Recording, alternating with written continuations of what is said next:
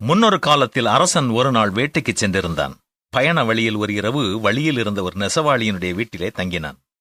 அவர்களுக்கு தங்கள் வீட்டிற்கு வந்து தங்கியிருப்பது அரசன் என்பது தெரியாது. யாரோ ஒரு வேட்டைக்காரன் வந்திருக்கிறான் என நினைத்துக் கொண்டு தங்குவதற்கான வசதி செய்து கொடுத்தார்கள். அரசன் காலையில் எழுந்து கொண்டபோது நெசவாளி நூல் நூற்கத் தொடங்கியிருந்தான். அவனுடைய இடது கையில் ஒரு கயிறு கட்டப்பட்டிருந்தது. அரசன் அந்த நெசவாளியிடம், இது என்ன உன்னுடைய இடது கையில் கயிறு என்று கேட்டான். தொட்டிலில் உள்ள குழந்தையை ஆட்டுவதற்கானது, குழந்தை அழுதால் இதை இழுப்பேன் என்றான் நெசவாளி. நூல் நூற்றுக் கொண்டிருந்த அவனுடைய அருகில் ஒரு நீண்ட குச்சி இருந்தது. இந்த குச்சி எதற்காக என்று கேட்டான் அரசன். வெளியே என்னுடைய மனைவி தானியங்களை வெயிலில் காய போட்டிருக்கிறாள். இந்த குச்சியினுடைய மறுமுனையில் கருப்பு கொடியை கட்டியிருக்கிறேன். இதை அசைத்தால் பறவைகள் அருகில் வராது என்றான். அந்த நெசவாளி தன்னுடைய இடுப்பில் மணிகளை கட்டியிருந்தான். இந்த மணிகளை எதற்கு கட்டியிருக்கிறாய் என கேட்டான் அரசன். வீட்டில் ஒரு எலி இருக்கிறது.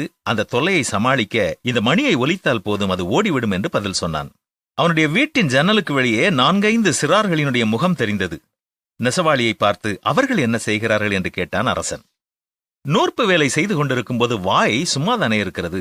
அதனால் அவர்களுக்கு எனக்கு தெரிந்த பாடங்களை நடத்துகிறேன். அவர்கள் வெளியில் இருந்து கேட்டுக்கொள்வார்கள் என்றான்.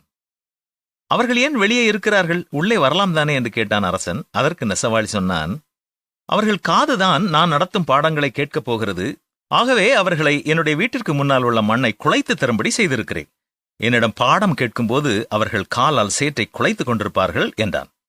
ஒரே நேரத்தில் இவ்வளவு விஷயங்களை ஒருவர் செய்ய முடியுமா என அரசனுக்கு வியப்பு தாங்க முடியவில்லை.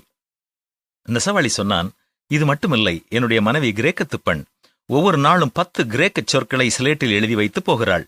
வேலை செய்து கொண்டே அதையும் கற்று வருகிறேன் என்று சொன்னான். ஒருவன் விரும்பினால் ஒரே நேரத்தில் கற்றுக்கொள்ளவும் கற்றுத்தரவும் வேலை செய்யவும் வீட்டை கவனிக்கவும் முடியும் என்பதற்கு இந்த நெசவாளிதான் சாட்சி. நமது சோம்பேறித்தனத்திற்கு காரணம் சொல்லிக் கொண்டிராமல் தொடர்ச்சியான உழைப்பினை தந்து தோல்விகளை துரத்துவோம். சோம்பற்கையால் வேலை செய்கிறவன் ஏழையாவான். சுறுசுறுப்புள்ளவன் கையோ செல்வத்தை உண்டாக்கும். சோம்பேறியுடைய ஆத்துமா விரும்பியும் ஒன்றும் பெறாது. ஜாக்கிரதையுள்ளவனுடைய ஆத்துமாவோ புஷ்டியாகும் என்றுதான் வேதமும் நம்மை எச்சரிக்கிறது.